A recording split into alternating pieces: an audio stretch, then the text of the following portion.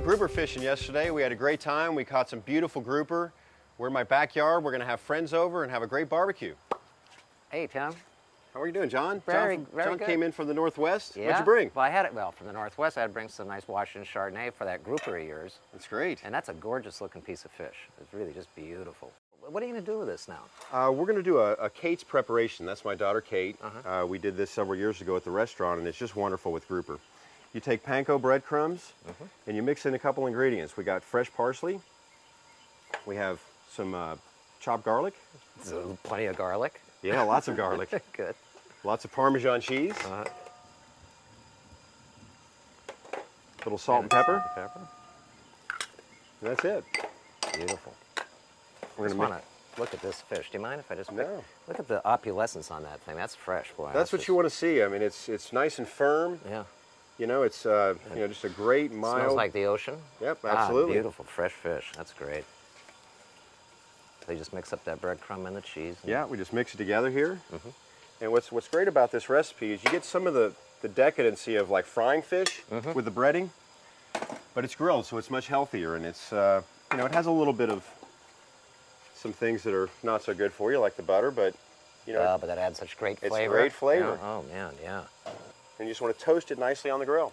Now I know it's, of course, gas grill, but you know, people are wanting that wood flavor. Like at Bonefish, you guys use live fire grills, right?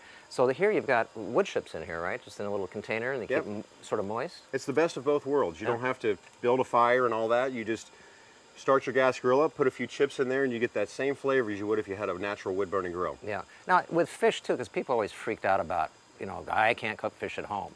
But on a grill, I mean, for me anyway, as a chef, I always give them advice, say, just don't get away from the grill. You know, you put the fish on, stay there. Exactly. You know? Don't walk away from it. Don't walk away from it. Yeah. Especially with this recipe with the breadcrumbs, because they will burn.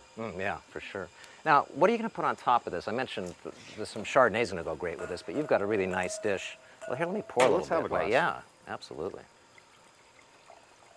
There we go. Thanks for coming down. Hey, my pleasure, man. This is great.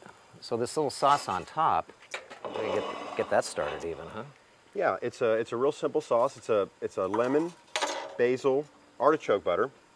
So we start off with a little bit of shallots, some garlic, some white wine, and some lemon juice. And we're just going to reduce that down. Get that for you.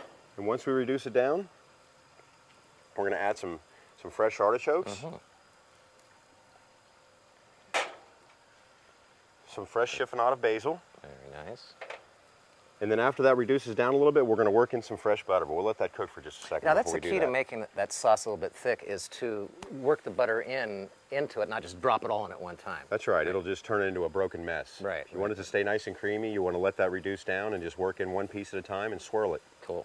And then, you know, I was mentioning, I think with this dish, the Chardonnay is going to go great, so you'd put that in the sauce as well. Instead of just white wine, you'd use the same wine that you're drinking to go in the sauce. Absolutely. John, can you pass me the rest of that grouper so we can feed everybody? You bet. Look at that beautiful fish.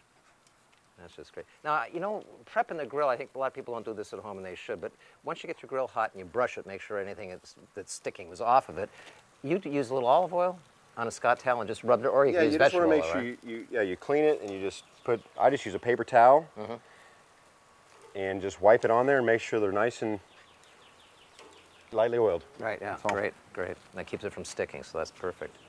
And you were mentioning you got a couple side dishes too. Yeah, absolutely. We're going to have some just nice veggies. summer You want me to squash. throw those on? And, yeah, that'd be great. Yeah. Some nice summer squash and some summer vegetables, peppers, simply grilled.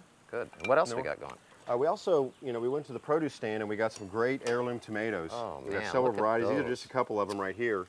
We're going to let these tomatoes speak for themselves. We're not going to just junk them simple up. and simple and clean. Good So, extra virgin olive oil on it. Yep, nice extra virgin olive oil with a little bit of sea salt. Salt and tomatoes go good together. Look how bright those some colors fresh are. black pepper. That's just gorgeous. That's going to be wonderful. Very nice. Very nice. Okay, John, we're just going to add a little bit more butter and finish this sauce. Look how creamy that came out. It's just Oh, beautiful. it's just beautiful. It's going to be wonderful on the grouper. So the grouper, this sauce, and that Chardonnay. Match made in heaven. It certainly is. This all looks awesome. Oh, look at this. Artichoke lemon basil butter. Oh, man. It's a great way to top it off. You guys go ahead and dig in. Don't wait for me. Absolutely. Hey, Tim, thanks again. This looks just delicious. It looks delicious. Great way to spend an afternoon. Cheers. So good.